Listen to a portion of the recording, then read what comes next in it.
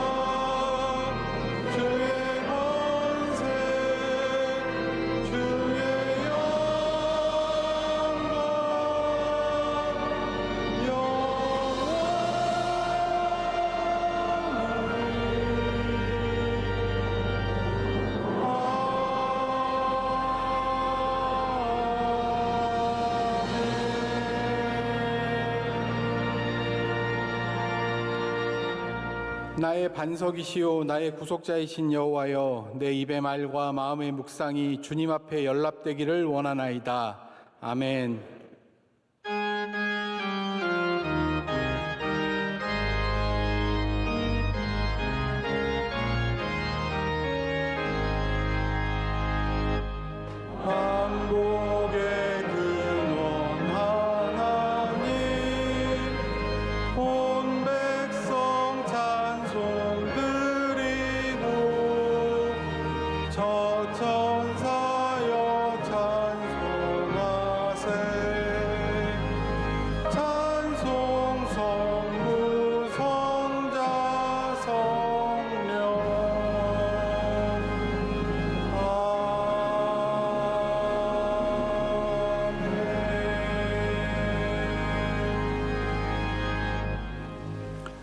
전능하사 천지를 만드신 하나님 아버지를 내가 믿사오며 그 외아들 우리 주 예수 그리스도를 믿사오니, 이는 성령으로 잉태하사 동정녀 마리아에게 나시고 본디오 빌라도에게 고난을 받으사 십자가에 못 박혀 죽으시고 장사한 지 사흘 만에 죽은 자 가운데서 다시 살아나시며 하늘에 오르사 전능하신 하나님 우편에 앉아 계시다가 저리로서 산 자와 죽은 자를 심판하러 오시리라. 성령을 믿사오며 거룩한 공회와 성도가 서로 교통하는 것과 죄를 사하여 주시는 것과 몸이 다시 사는 것과 영원히 사는 것을 믿사옵나이다. 아멘.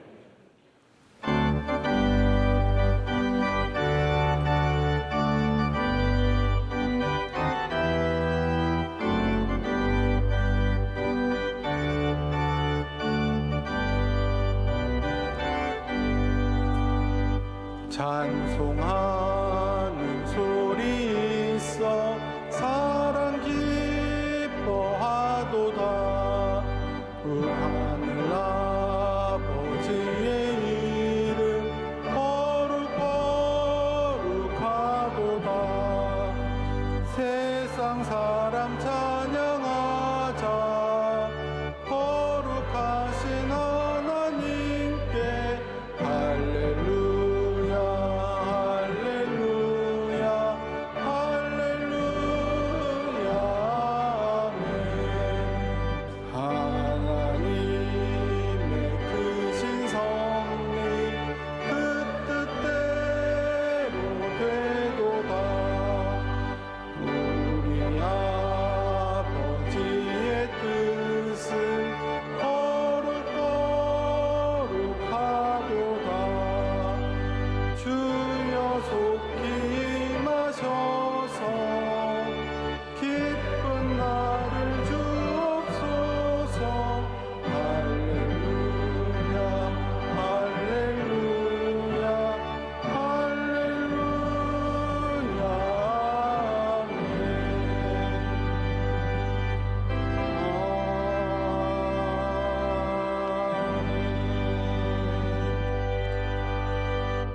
예배를 위하여 최신묵 은퇴장로님께서 기도 인도하시겠습니다.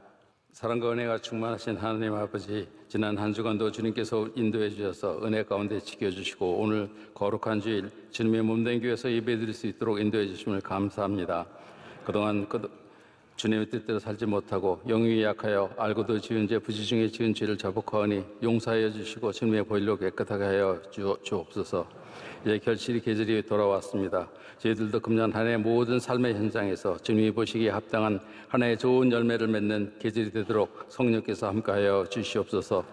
하나님을 두려워하며 이웃을 사랑하신 말씀대로 살도록 우리가 늘 기도하게 하시고 먼저 믿은 우리와 우리 명성교회가 시대의 사명을 잘 감당하게 인도하여 주시옵소서.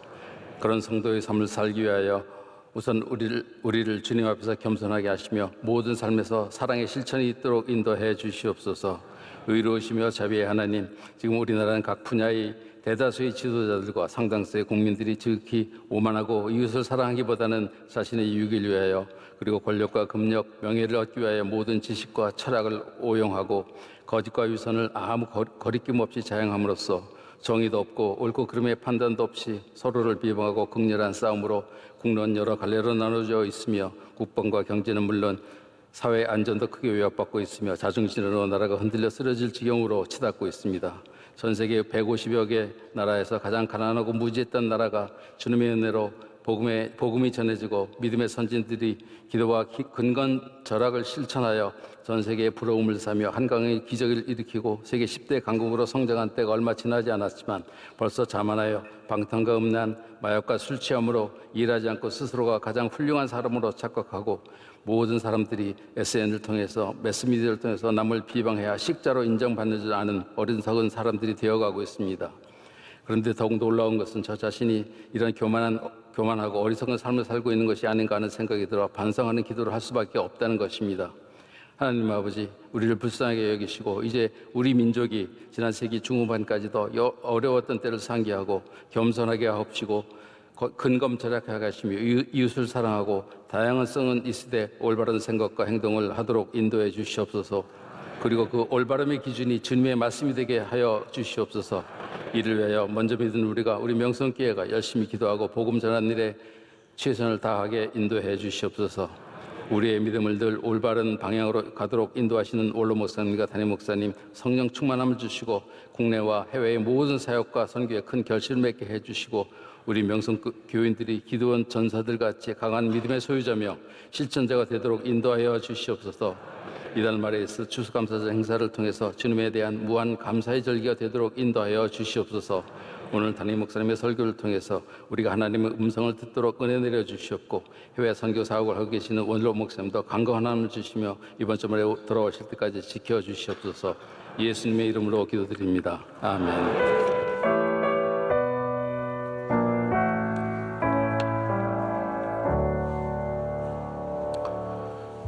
오늘 우리에게 주시는 하나님의 말씀은 구약성경 신명기 8장 1절에서 3절까지의 말씀입니다.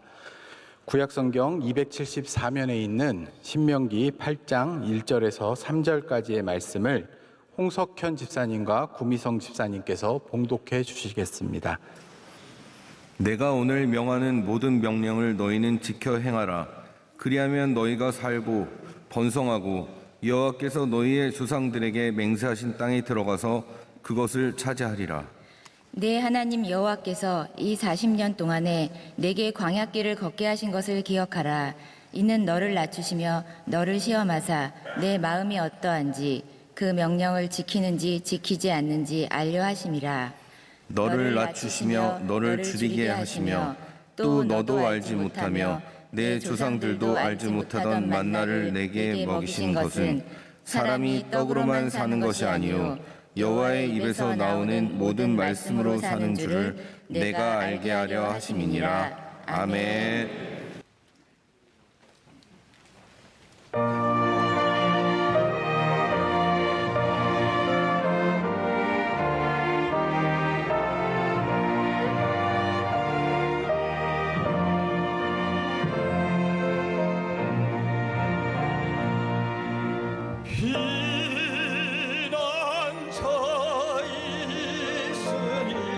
반란을 당할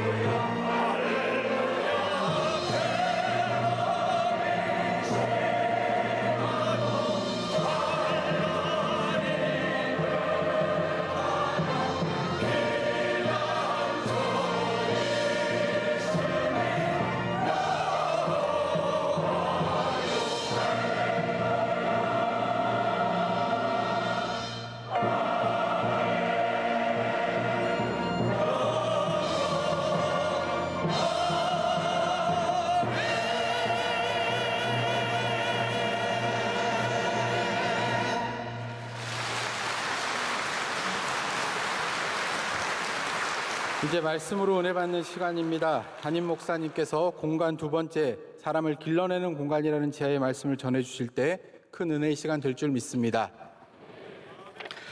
네, 하나님께서 우리의 피난처 되신 줄로 믿습니다. 아름답고 귀한 힘 있는 찬양 감사드립니다.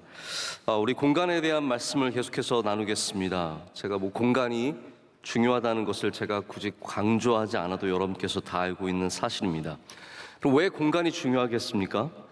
공간에 대해서 요즘에 책을 많이 쓰시는 건축가 유현준이라는 분이 있습니다. 이 유현준 소장이 말하기를 공간이 사람에게 영향을 미치기 때문에 공간이 중요하다라고 얘기를 합니다.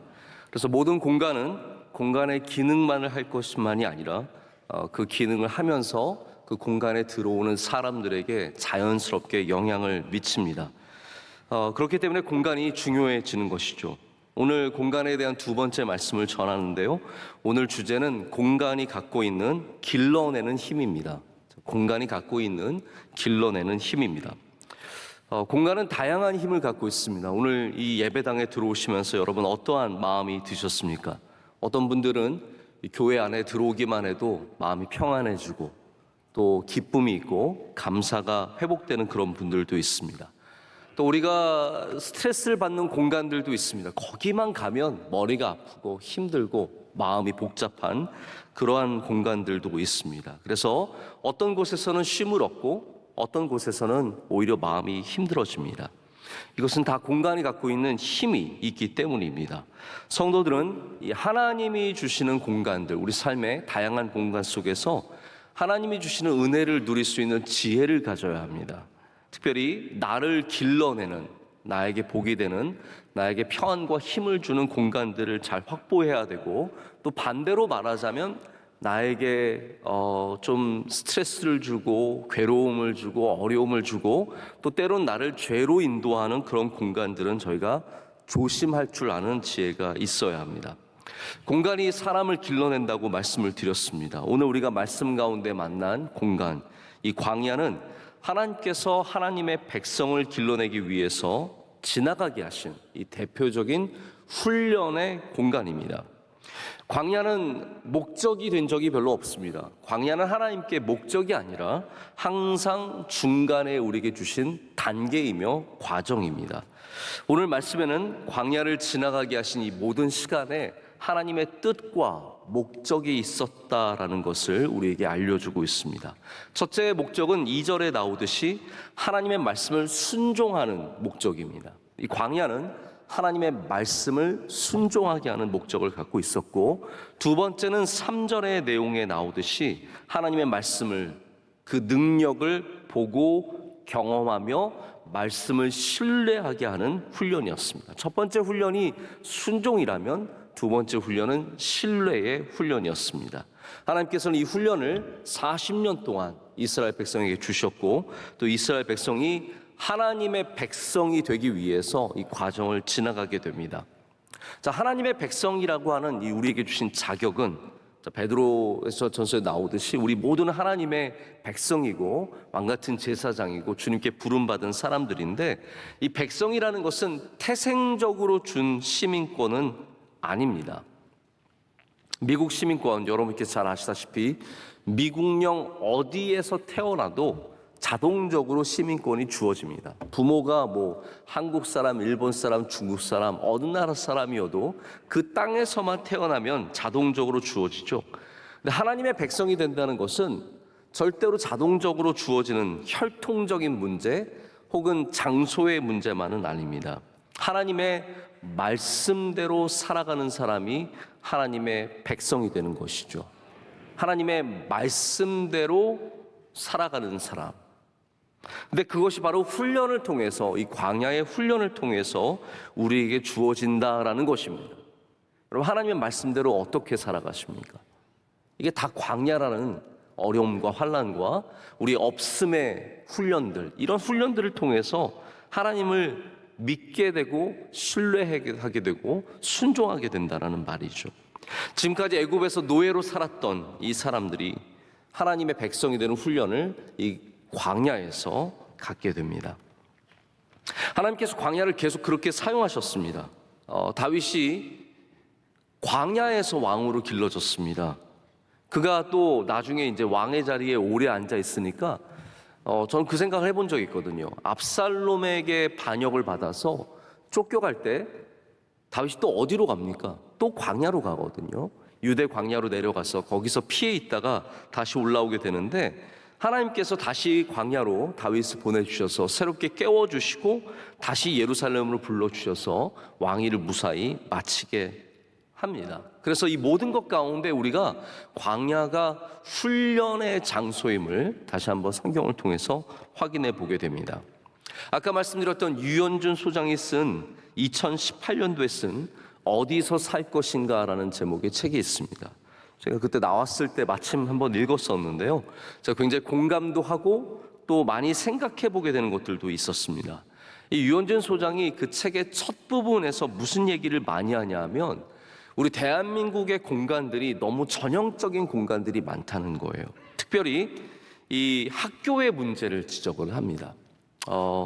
특히 우리나라 뭐 초등학교든지 중고등학교 대부분 아마 여러분들이 이런 학교를 졸업하셨을 텐데 이게 다 양계장처럼 생겼다는 거예요. 학생들을 그냥 집어넣고 네모 반듯한 공간에 집어넣고 선생님은 앞에서 강의하고 학생들은 앉아서 강의를 듣는 그런 양계장 같은 공장 같은 곳에서 학생들이 공부를 하고 있다고 하면서 지적하면서 양계장에서 독수리가 나올 수 없다. 이런 학교에서 창조력을 가진 창조성을 가진 학생들이 나오기가 참 힘들다라고 하면서 어떤 공간이 주는 한계점을 얘기를 많이 합니다. 그래서 한국이 창조적인 인물들을 길러내려면 이 학교의 구조부터 좀 많이 공간의 변화를 줘야 한다. 왜냐하면 공간이 사람을 길러내기 때문에 좀 변화를 줘야 한다는 얘기를 하는 것을 들어본 적이 있습니다. 여러분, 교회를 한번 그러면 생각해 볼까요? 우리 교회는 사람을 길러내는 곳입니까? 여러분, 그런 곳이 되어야 하지 않겠습니까? 교회가 사람을 길러내려면 우리는 어떠한 공간이 되어야겠습니까?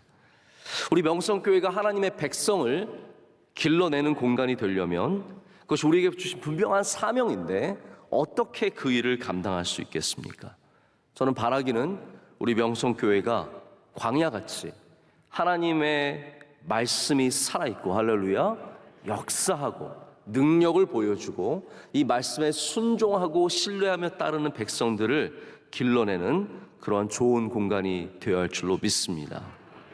교회의 공간은 바로 그런 목적에서 쓰임을 받아야 합니다. 그냥 우리들끼리 어울리고 그냥 보기에 좋고 남들에게 보여줄 수 있는 그러한 공간, 뭐 화려하고 멋지게 요즘에 점점 교회 공간들이 더 화려하고 굉장히 아름답고 많은 사람들에게 관심을 끄는 공간들이 되고 있습니다. 하지만 좋은 재료로 화려하고 멋지게 짓는다고 훌륭한 교회가 되는 것이 아닙니다.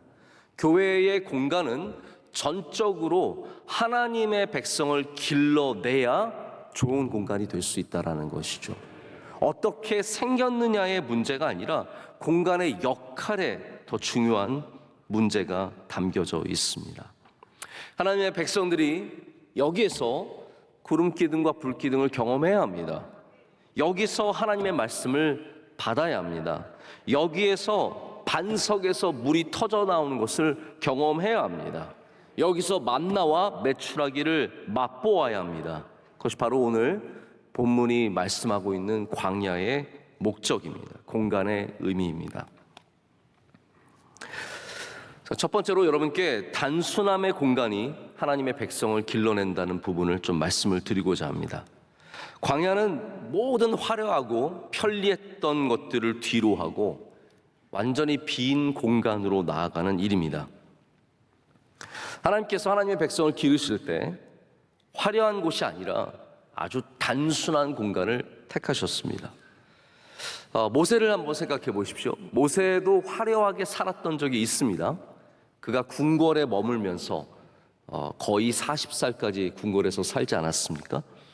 젊은 시절을 보낸 그곳이 아예 의미가 없는 것은 아니지만 하나님께서 정말로 모세를 기르신 곳은 의외로 화려했던 궁궐이 아니라 바로 그가 나중에 쫓겨가서 목동으로 살았던 40년 동안 살았던 광야였습니다. 하나님께서 또한 아까도 말씀드렸던 다윗을 기름 부으신 다음에 원래는 궁궐에 들어갔어요. 다 똑같습니다. 궁궐에 들어갔지만 하나님께서 이 쫓겨나가는 사울에게 쫓겨서 목숨을 위협당하고 쫓겨서 광야에서 헤매는 그 광야의 시간을 통해서 그를 훈련을 시키셨습니다. 빈 곳으로, 단순한 곳으로 쫓아내셨습니다. 모든 화려한 곳이 아니라 이렇게 항상 단순한 곳으로 하나님께서 인도하시는 것을 보게 됩니다. 바울도 마찬가지 아닙니까? 다메섹으로 올라가는 중에 회심한 후에 그가 예루살렘으로 가지 아니하고 아라비아 광야로 가서 거기서 머물면서 또 그 빈 공간에서 훈련을 받게 됩니다. 보시면 아시겠지만 빈 공간은 하나님의 교육 안에 있는 커리큘럼입니다. 이게 딱 정해진 거예요. 하나님께서 사람을 훈련시키시고 사람을 주님의 백성으로 길러내시는 일에는 반드시 광야라고 하는 커리큘럼이 있습니다. 여러분의 삶에 광야라고 하는 커리큘럼이 들어있으면 하나님의 목적 안에 있음을 믿으셔야 합니다. 나의 모든 빈 모습들, 돈이 떨어지고 사람들이 떠나가고 건강이 떠나가고 어려움이 닥쳐오고 정말 답답하고 만나와 매출하기, 하나님의 은혜 없이는 하루도 살아갈 수 없는 그날이 있다면 여러분은 그 삶이 하나님의 손에 잡혀 있는 줄로 믿으셔야 합니다. 하나님의 커리큘럼이라는 것이죠. 하지만 우리는 반대로 어떤 생각을 하냐면요, 화려한 곳에 가야 왠지 내 인생이 된 것 같고, 화려한 사람들과 만나야 내가 중요한 사람이 된 것 같고 쓰임받는 것 같은 느낌을 갖습니다. 하지만 여러분, 한번 성경을 돌아보십시오. 화려한 곳에서 하나님을 만나는 일이 과연 몇 번이나 되겠습니까? 하나님은 화려한 곳에 거하지 않습니다. 하나님은 항상 빈 곳에, 낮은 곳에, 바로 광야 같은 곳에서 우리를 만나 주십니다. 그래서 우리는 항상 기대하지 못한 곳에서 하나님을 만나죠. 기대하지 못한 곳에서 예수 그리스도의 사랑과 은혜를 경험하게 됩니다. 한 번은 미국의 워싱턴 DC의 지하철역에서 이 세계적인 바이올리니스트가 몇백만 불짜리 바이올린을 가지고 허름한 옷을 입고 연주를 한 적이 있습니다. 수많은 사람들이 그 곁을 지나가지만 아무도 그 사람을 알아보지 못하고 그의 연주를 기뻐하지 못합니다. 그냥 지하철역 허름한 옷, 그거 하나만으로 이 사람을 판단해 버리는 거죠. 그래서 그 사람이 들려주고 있는 세계적인 그 연주를 아무도 주목하지 않고 듣지 않습니다. 여러분, 우리는 공간 때문에 하나님을 알아보지 못할 때가 참 많습니다. 지하철역이라고 하는 그 변화 때문에 우리가 하나님이라는 존재를 알아보지 못하고 그냥 지나가는 거죠. 여러분, 그래서 우리는 공간에 대한 생각을 좀 바꿔야 합니다. 하나님이 어디에 계십니까? 지하철역에 계신다라는 거예요. 우리의 삶 속에, 우리의 낮은 곳에, 아무것도 아닌 곳에 하나님께서 함께 거하시면서 거기에서 하나님의 은혜의 노래를 우리 가운데 들려주고 계신 거죠. 제가 설교를 준비할 때도 그런 경험을 많이 하는데요, 이게 설교를 준비하면서 무슨 생각을 하냐면, 야, 나 어디 좀 좋은 데 가면 설교 준비 잘할 것 같은데, 이런 생각을 합니다.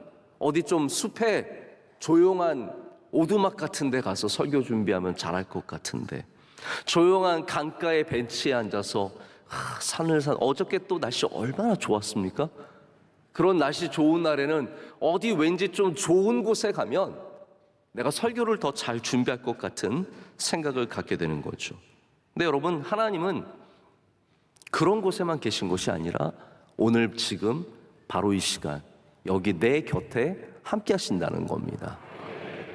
우리의 광야와 우리의 교회와 우리의 가정과 우리의 직장과 우리의 모든 삶 속에서 지금께 하나님께서 함께하고 계심을 믿으시기를 축복합니다. 애굽에서 광야로 모든 삶의 공간을 옮기는 것은 이스라엘 백성들에게 좋았던 삶, 편했던 삶, 잘 먹고 잘 살았던, 대단히 잘 먹고 잘 살진 않았지만 그래도 가끔씩 고기 먹고 그들이 원하는 채소를 먹는 그러한 편안한 삶을 살았습니다. 그런데 이스라엘 사람들이 이제 광야로 들어오자 그들이 첫 번째 만난 어려움은 이 집이 아닌 장막에 거하는 일이었습니다. 두 번째 어려움은 그들이 편했던 음식들, 맛있었던 음식이 아니라 이제는 전혀 어떤 음식도 구할 수 없었다는 사실입니다. 그들은 고기 먹지 못해서, 파를 먹지 못해서, 마늘을 먹지 못해서 불평하고 불만을 표현했습니다. 오직 단순하게 하나님이 주시는 것으로 먹고 사는 그런 훈련을 받아야만 했습니다. 하나님께서 하시는 훈련들이 바로 이러한 모습들입니다. 우리 삶 가운데 단순한 공간을 만드시고 거기에서 우리가 하나님의 백성으로 훈련받는 일들을 지금도 행하고 계십니다. 여러분, 우리는 화려한 곳이 아니라 단순한 곳에서 주님의 은혜를 만나야 합니다. 할렐루야. 그것이 바로 공간이 갖고 있는 힘입니다. 기독교의 찬란한 문화를 갖고 있는 유럽에 가면 정말 어마어마하게 아름다운 예배당에서 항상 크고 화려한 조각품들과 작품들과 그림들을 보면서 얼마나 위압감을 느끼는지 모릅니다. 이 정말 좋은 교회당, 예배 개신교가 되었던 구교가 되었던 카톨릭이 되었던 큰 예배당에 들어가서 문화재급 그림들과 이런 조각품들을 보면 얼마나 아름다운지 모릅니다. 하지만 동시에 화려함이 주는 부담감이 은근히 굉장히 많습니다. 여러분, 사람을 만나도 그렇지 않습니까? 화려한 사람 만나면 되게 좋은 것 같지만 여러분, 불편하지 않으세요? 저만 그런 걸까요? 목사님, 이분은 정말 훌륭한 분입니다. 그렇게 인사를 시켜주시면 그 다음부터는 부담감만 있는 거예요. 저한테 소개시켜줄 때 어떻게 소개시켜주면 좋으시냐면요, 목사님, 이 사람은 아무 사람도 아닙니다. 이분은 아무것도 아니에요. 이렇게 소개시켜 주시면 굉장히 편하게 만날 것 같아요. 목사님, 이분은요 집안이 어떻고요, 훌륭하신 분이시고 돈이 많으시고 아는 사람이 많고 멋집니다. 그러면 만날 때부터 주눅 들고 힘든 거죠. 여러분, 화려한 것 우리에게 평안을 주지 못합니다. 아름다운 것 우리를 키워줄 것 같지만 거기서 우리가 영원히 커가는 게 아닙니다. 오히려 반대로 우리가 단순하고 조용하고 아주 심플한 곳에서 오히려 우리 영혼이 살아나고 성장하고 발전하는 것을 보게 됩니다. 자, 몇 년 전에 헝가리에 가게 될 일이 있었는데 우리 선교사님이 계시고 거기 우리 협력하는 교회가 있어서 방문을 하게 되었습니다. 근데 가는 길에 직항이 없어서 이제 프라하라는 곳에 제가 처음으로 이제 방문을 해본 적이 있습니다. 내려서 다음 날 저희가 비행기 타고 다시 옮겨가게 되었는데요. 프라하가 가보니까 정말 아름답더라고요. 많은 사람들이 얘기하는 것처럼 정말 아름답더라고요. 그런데 저의 기억에 가장 남은 곳은 많은 사람들이 좋아하는 프라하 성이나 이런 곳이 아니라 거기에 있었던 교회였습니다. 얀 후스라고 하는 분이 마틴 루터가 종교개혁을 하기 딱 100년 전에 종교개혁을 시도했던 사람입니다. 그래서 우리가 생각하기에는 마틴 루터가 전부지만 사실은 종교개혁은 많은 이러한 앞선 사람들이 있은 후에 맺혀진 열매입니다. 얀 후스는 이 프라하에서 베들레헴이라고 하는 체플을 세운 다음에 거기서 목회를 했고 종교개혁, 이 구교의 어떤 잔재들, 또 잘못된 예배의 모습들 이런 것들을 제거하면서 이미 종교개혁을 시도했는데 안타깝게도 그것이 죄목이 되어서 화형을 당했습니다. 그래서 그가 죽으면서 100년 뒤에 백조가 나타날 것이다 라고 하면서 예언을 했는데 바로 마틴 루터가 종교개혁을 하게 되죠. 이분이 섬겼던 베들레헴 채플, 지금 처음 베들레헴 채플은 사라졌지만 여전히 얀 후스를 기념하면서 베들레헴 교회가 세워져 있습니다. 그 공간에 들어가면 그 어떠한 프라하에 있는 성당, 어떠한 교회보다도 아무것도 없는 정말 초라하고 볼품없는 내부가 펼쳐집니다. 작은 문을 통해서 들어가면 큰 공간이 나타나게 되는데 그 공간의 벽에는 아무것도 없습니다. 그냥 이렇게 회가 칠해진 누런 벽이 있습니다. 그리고 그 위에 성경 말씀과 찬송가 이런 것들만 적혀 있고 아주 심플한 공간이 열립니다. 근데 저는 어떠한 아름다운 성전보다도 그 베들레헴 채플에서 많이 은혜를 받고 위안을 받고 영혼이 살아나는 것을 경험한 적이 있습니다. 여러분, 하나님의 방향을 꼭 생각해 보시길 바랍니다. 하나님의 방향은 화려함에서 단순함의 방향입니다. 근데 우리의 방향은 반대죠. 단순함에서 화려함. 어떻게 하면 점점 채워지는 화려한 삶으로 나아갈까를 고민하게 됩니다. 여러분, 여러분의 삶의 공간이 너무 화려해지고 또 여러분의 힘이 강해지고 그리고 좋은 것이 많아질수록 우리는 의도적으로 하나님이 거하시는 빈 공간을 우리 삶에 확보해야 합니다. 하나님께서 우리를 깊이 만나 주시는 곳이 어디냐? 하나님의 말씀에 훈련을 주시는 곳이 어디냐? 바로 없음의 공간, 빈 공간이기 때문입니다. 여러분의 삶에 빈 공간이 있으십니까? 단순한 공간이 있으십니까? 여러분, 이런 공간들을 꼭 만들어 가시기를 축복합니다. 제가 며칠 전에 한 병원을 방문하게 되었습니다. 제가 한 달여 전부터 좀 속이 불편해서 약을 먹고 있었는데 계속해서 똑같은 증상이 있어서 제가 오래전부터 다니고 있는 병원이라서 우리 집사님 병원을 가게 됐어요. 병원이 잘 되더라고요. 이게 참 좋은 건지 나쁜 건지 잘 모르겠어요. 이 병원이 잘 된다는 말이 이게 좋은 말인지 나쁜 말인지 모르겠지만 어쨌든 집사님이 참 믿음이 좋으신 집사님인데 병원이 잘 됐어요. 그래서 확장을 하고 한 층을 거의 다 차지할 정도로 이제 병원이 굉장히 커졌는데 집사님이 가니까 저 이렇게 잠깐 검진해 주시기 전에 새로 확장된 곳을 이렇게 저에게 잠깐 보여주셨어요. 보여주시는데 참 감동이 되었던 것은 저 중요한 자리, 그 자리에 기도실을 만들었더라고요. 기도실을 만들어서 그곳은 직원들과 우리 원장님이 함께 늘 때만 되면 시간만 있으면 와서 기도하는 곳이었어요. 물론 당연히 뭐 별 볼품 없죠. 대단하지 않죠. 그런데 성경책 있고 십자가 있고 우리 선교사님들 이름 쫙 있고 그래서 보면서 기도하는 공간을 만들어 주셨는데 제가 그 공간을 보면서 마음에 참 큰 울림이 있었습니다. 여러분, 기도실이 모양으로 존재하는 곳이 아니라 내 무릎이 꿇어지는 곳이 되면 여러분 거기에서 놀라운 은혜를 누리게 될 줄로 믿습니다. 화려한 공간에서 주님께서 우리를 만나 주시는 것이 아니라 이렇게 단순한 공간에서 주님을 깊이 만나 주시는 은혜를 누리시기를 축복합니다. 자, 두 번째는 따뜻한 공간이 사람을 길러낸다라는 부분입니다. 자, 우리가 길러지는 공간을 한 번만 좀 더 생각해 보기를 원합니다. 그런데 이 공간은 오늘 본문에 나오는 공간과는 좀 거리가 있는 사무엘상에 나오는 공간을 먼저 좀 말씀을 드리고자 합니다. 잠시 시간과 공간을 옮겨서 우리가 이 광야에서 사무엘에게로 한번 좀 가보면 좋을 것 같습니다. 사무엘의 시대입니다. 온 세상이 어두워지는 시기라고 성경은 기록하고 있습니다. 그래서 엘리 제사장이 눈이 어두워졌고 비대해졌죠.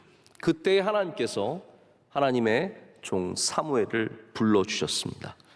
엘리는 성막을 돌봐야 하는 제사장이었는데 그가 너무 비대해서 잘 움직일 수 없었고 눈이 잘 보이지 않아서 성막을 제대로, 성전을 제대로 관리를 할 수가 없었습니다. 그래서 이 어린 사무엘이 제사장의 일을 감당하게 됩니다. 이게 참 사실 말이 안 되는 거예요. 원래 제사장이 해야 되는 거예요. 그런데 홈리와 비느하스도 보면은 그들이 부지런하게 하나님께 올려드리는 제사의 좋은 고기는 빼앗아서 먹었지만 성전을 돌보는 하나님의 공간에는 관심이 없었습니다. 여러분, 이게 참 중요한 문제 아니겠습니까? 하나님의 공간에 관심이 없어요. 저도 가끔씩 다니다 보면 많은 목사님들을 만나게 되는데 목사님이 목회에 관심이 없다. 여러분, 굉장히 충격적인데 그런 일들이 종종 있습니다. 여러분, 가정에 있으면서 자기 가정에 관심이 없다. 학교에 다니면서 학교에 관심이 없다. 교회에 다니면서 교회에 관심이 없다. 교구를 섬기면서 교구에 관심이 없다. 이거 굉장히 영적인 문제입니다. 영적인 문제입니다. 홈리와 비느하스는 성전에 관심이 없었습니다. 청소를 안 합니다. 그래서 하나님께서 이 사무엘을 쓰시는 것을 보게 됩니다. 사무엘이 하루는 성전에 누워 있었습니다.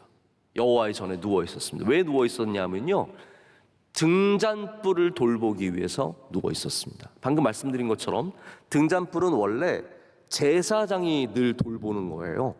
이게 늘 켜져 있나, 그리고 이 그름이나 문제가 생기면 이거 제사장이 청소를 하는 겁니다. 그런데 아무도 안 하니까 사무엘이 가서 그것을 감당하기 위해서 누워 있었습니다. 자는 거죠, 거기서. 그런데 그 자는 사무엘을 하나님께서 불러주십니다. 사무엘아, 사무엘아 불러주십니다.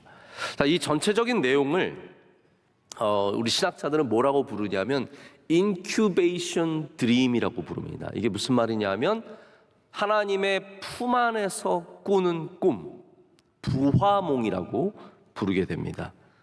여러분, 하나님께서는 하나님의 공간, 하나님의 성전, 하나님의 전, 하나님의 이 처소에 누워있는 사무엘을 불러주시고 길러주시고, 할렐루야, 사무엘을 사용해 주십니다.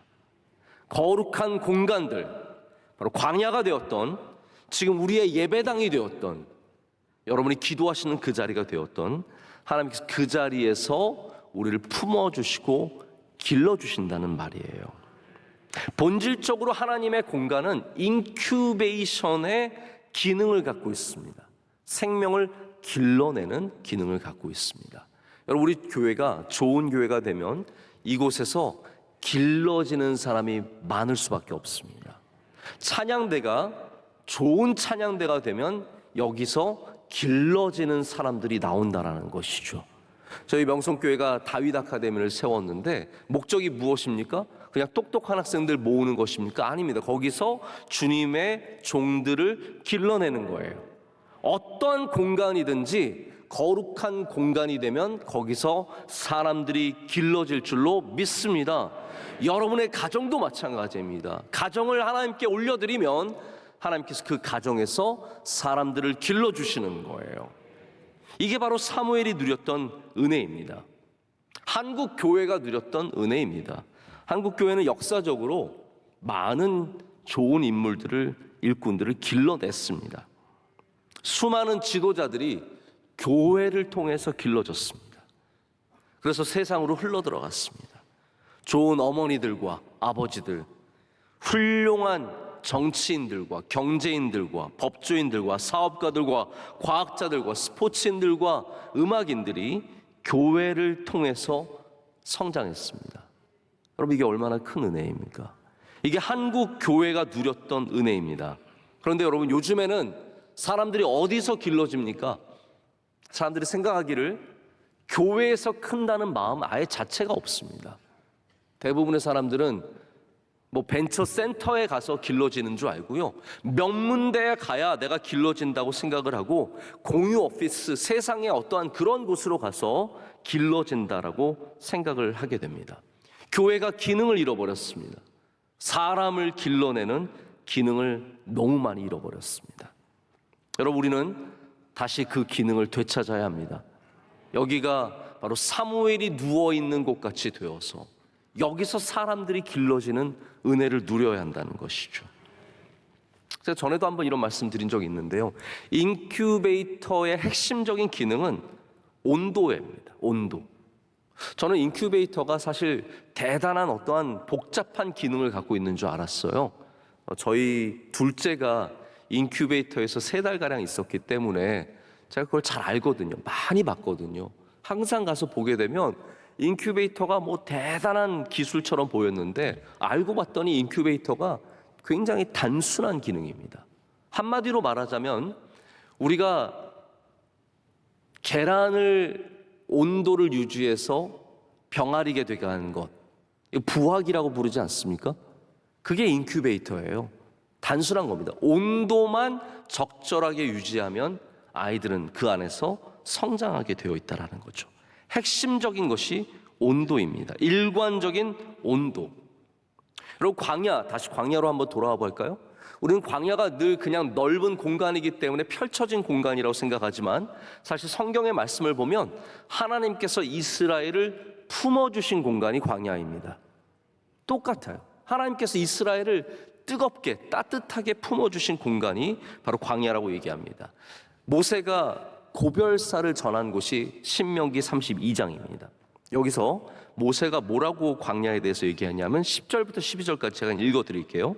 여호와께서 그를 황무지에서 짐승이 부르짖는 광야에서 만나시고 호위하시며 보호하시며 자기의 눈동자같이 지키셨도다.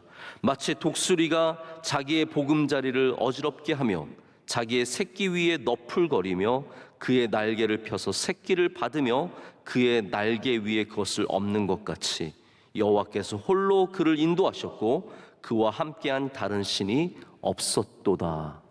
아멘. 한마디로 말하자면 독수리가 그 둥지 위에서 그 날개를 이용해서 새끼를 품듯이 하나님께서 광야에서 이스라엘 백성을 품어주셨다라는 거예요. 여러분, 모든 거룩한 공간은 주님께서 우리를 품어주시는 곳입니다. 바로 그곳에 가면 우리는 나음을 얻게 되고 주님의 말씀의 위로를 받게 되며 그리고 상했던 우리들이 다시 주님 안에서 회복되는 은혜를 누리게 될 줄로 믿습니다.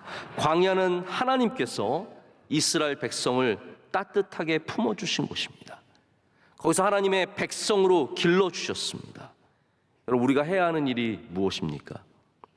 우리가 해야 하는 일이 바로 이 거룩한 공간, 하나님의 공간을 따뜻하게 주님의 말씀으로 채우는 일인 줄로 믿습니다.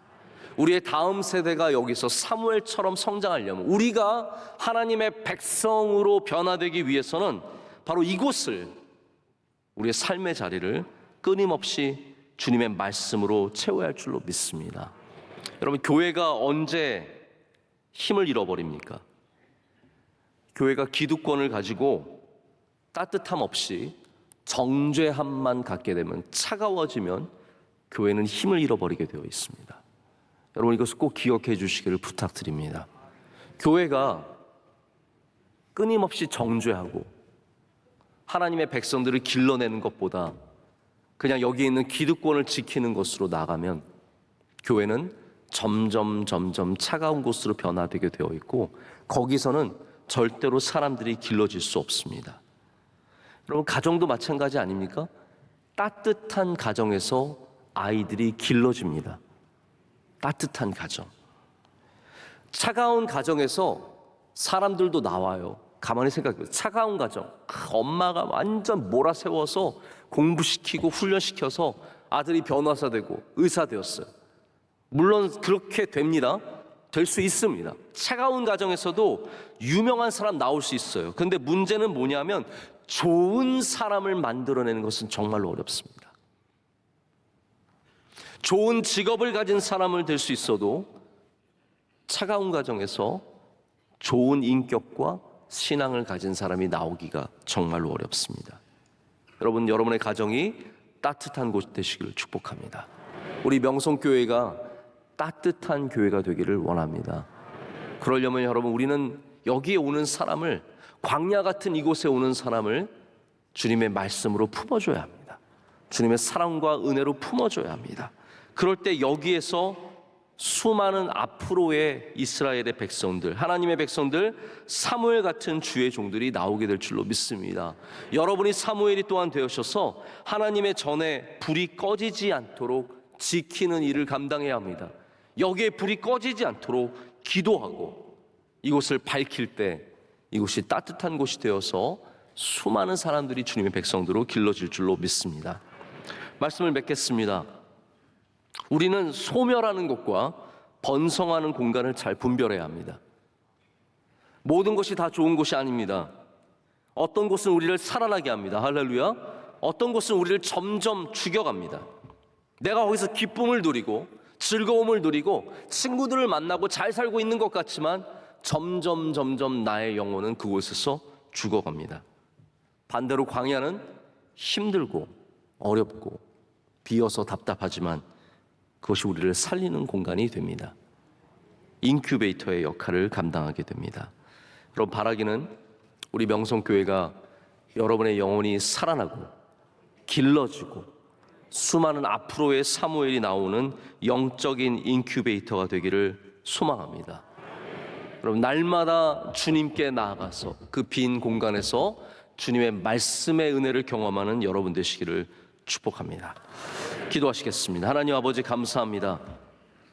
주님의 크신 은혜로 주님의 귀한 전에 나와서 예배하게 하심을 감사합니다.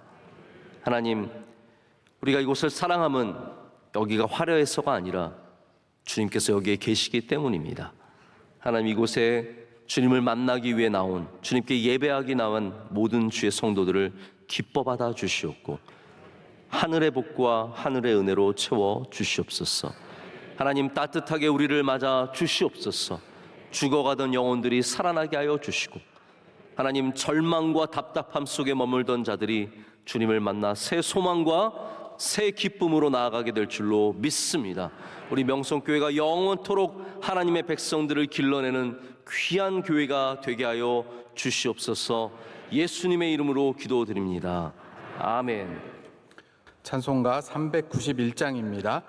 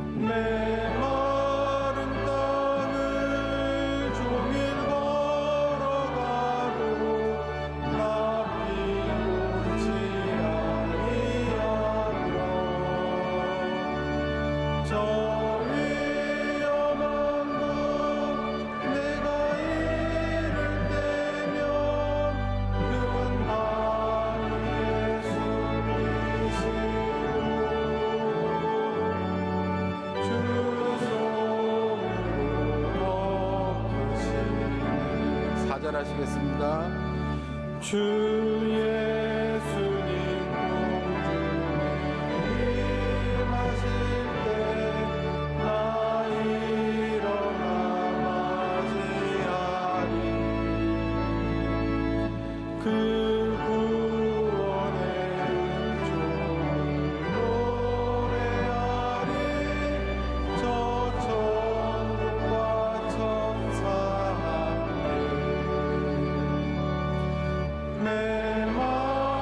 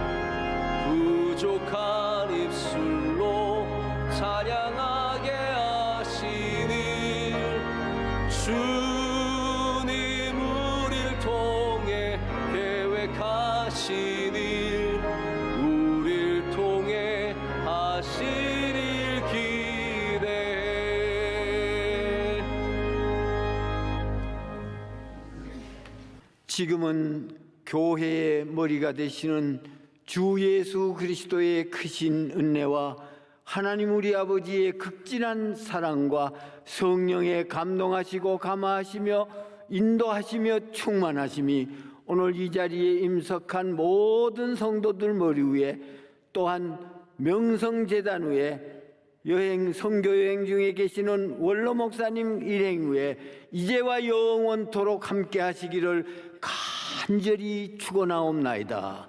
아멘.